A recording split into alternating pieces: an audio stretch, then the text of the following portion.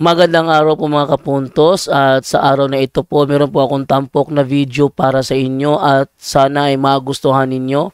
Kaya sa mga bago pa po sa aming channel, please po don't forget to hit the subscribe button at ang notification bell para maging notified kayo sa bawat video na ilalabas ko sa channel na ito. At bilang kahilingan po ng punto por punto team at naway maintindihan po ninyo, sana po wag nyo pong i-skip yung mga ads sa aming mga video. Sa maliit na bagay na po na yan, malaking tulong po yan sa ating programa at sa ating ministry. Sana po maunawaan po ninyo. Maraming salamat po, kaya wag na po natin patagalin. Simulan na po natin.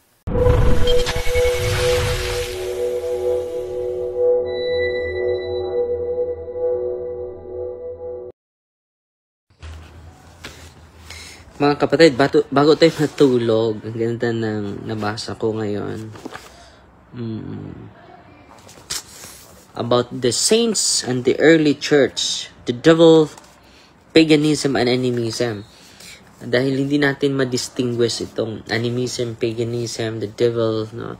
So, balik tayo sa mga santo. Ano ba yung kanilang reflection patungkol dito. Okay? Ang ganda nito mga kapatid. The saints of the early church and the devil, paganism, and animism. Aklat pa din ito ni Father Sikia, no? Sabi dito, the church has always taught that paganism, animism yung mga sumasamba sa mga spirito.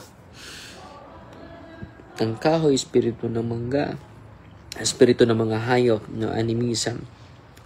Paganism, sa pagkilala ng Diyos ng araw, Diyos ng kabundukan, Diyos ng kagubatan, ganun. They worship the gods of the forest, the gods of the river, the gods of the cave, the gods of the mountain. Yun. Yung paganism yun, no? Which was also the belief system of our Filipino ancestors. Yun din yung belief system ng ating mga ninuno, di ba? Meron silang Anito, Anita. Yeah? At hanggang ngayon ay patuloy pa kapag yung mga mag-uuma, yung mga magsasaka, kung mag-harvest sila ng palay, nag-harvest sila sa kanilang sakahan, ay mag-aalay sila sa mga espiritu sa kahoy, dahil sa mga espiritu na ito ay nakatulong sila na mabantayan, maging productive. So mag-aalay sila ng dugo, yan, di ba? Yan ang belief system sa ating mga ancestors. Goes directly against, sinasabi dito, goes directly against the first commandment. Ako lang ang alayan ninyo, ako ang Diyos, no? At huwag kayong mag-aalay ng ibang espiritu. We see this clearly the following accounts of the early Christian saints. When the church was completing its evangelization of the Roman Empire, talang daming Diyos, pagan empire yung Roman, no, hindi pa na-Christianize. So, nakompleto na nila yung evangelization ng mga unang mga Kristiyano. The saints knew the gods of the pagans were no other than the fallen angels trying to deceive man. So, ito yung concept ng mga unang Kristiyano, na the gods of pagan, they knew that the gods of pagans were no other than the fallen angels trying to deceive man. Sino yung mga Diyos-Diyosan ng mga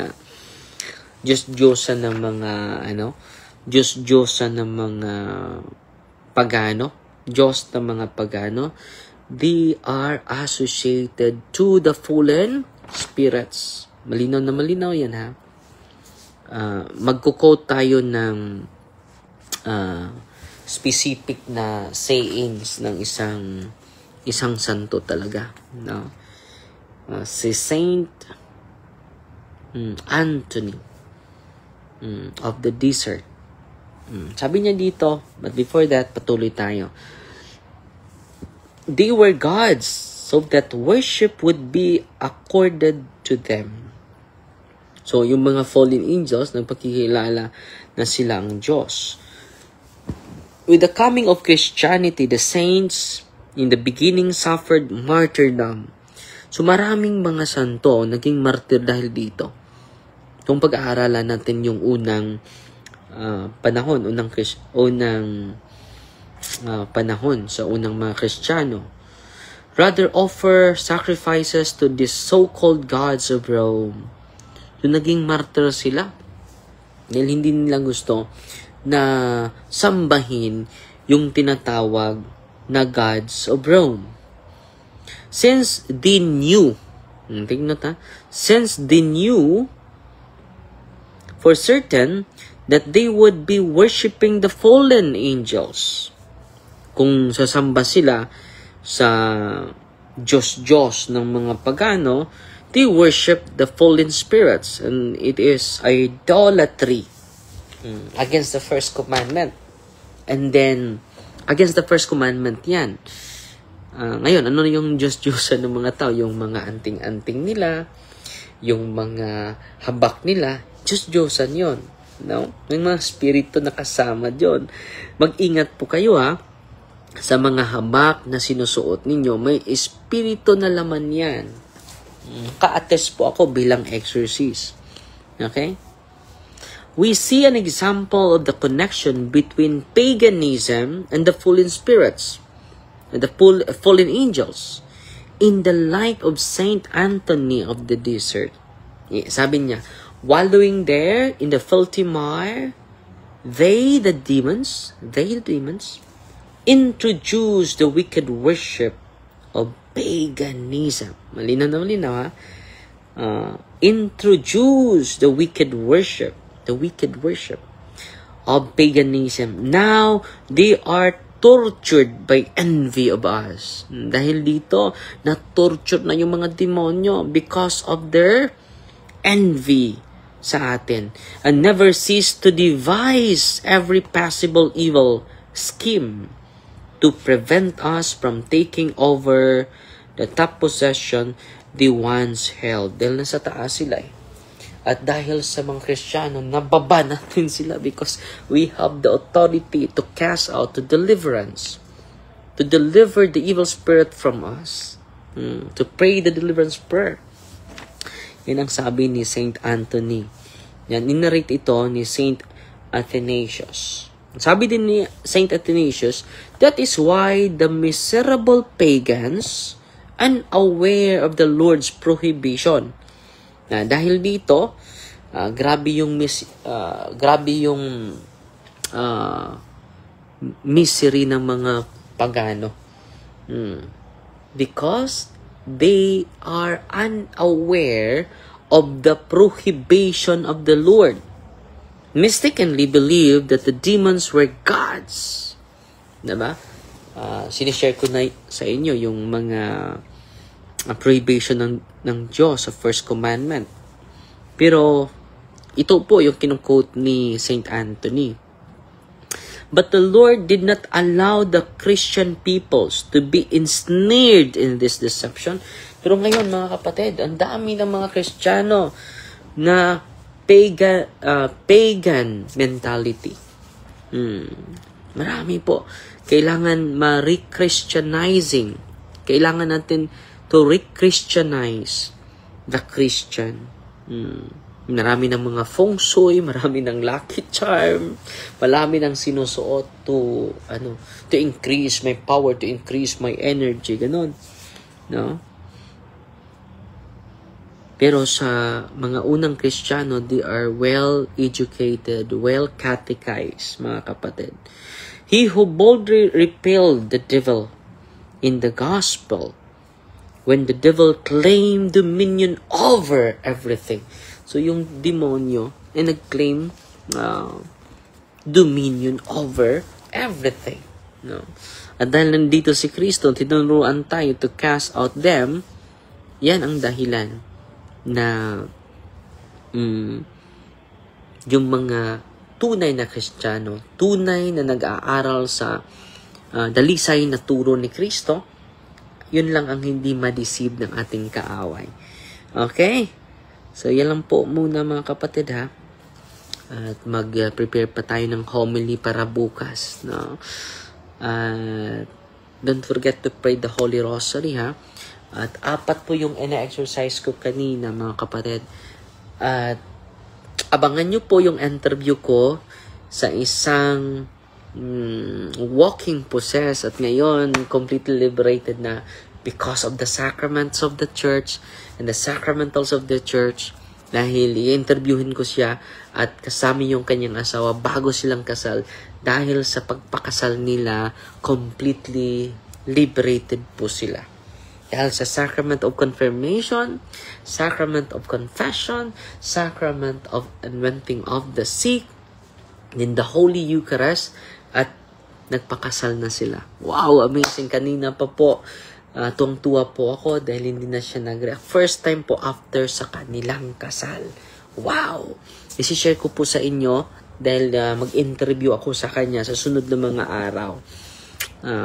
So, simula pa sa elementary, grabe yun na yung harassment niya. At kanina pa po, tuwang-tuwa yung kanyang asawa, tuwang-tuwa silang dalawa, dahil first time po, after the reception of the sacrament of matrimony, completely liberated na po yung kanyang asawa. Ang ganda, no? Very inspiring. Abangan nyo po yung i-ma-interview natin. Wow, no? Ako po ay very positive, puno ng kagalakan, puno ng inspiration, araw-araw dahil kay Kristo, buhay na buhay si Kristo sa kanyang sakramento. At maraming bumibisita natin kanina from different part of the world. No? At salamat po. Salamat din ako personal sa mga tumulong sa atin, sa ating building. Patuloy, walang tigil po yung pag-construct natin dahil sa tulong ninyo. At mag-update lang ako sa mga from time to time para ma-update ko kayo. Okay? So, from time to time po, bumibisita po ako doon, nag-update ako. Patuloy pa sila ng mga, yung mga putaw, yung mga metal, para i-ano na nila. Dahil, lang yun, temporary po. At yung concrete, sa sunod na, dahil malaki yung gastos natin, kailangan natin alternate church or temporary chapel para maka-transfer na tayo sa permanent office. Ang Diyos na po magsukli sa kabutihan ninyo at sa tulong ninyo para sa ministry ng ating Panginoong Heso Kristo po. At Fighty Maria, tatak thee with a humble heart po. In the name of the Father, the Son, the Holy Spirit, Amen. Our Father, who art in heaven, hallowed be the name. Thy kingdom come, thy will be done on earth as it is in heaven.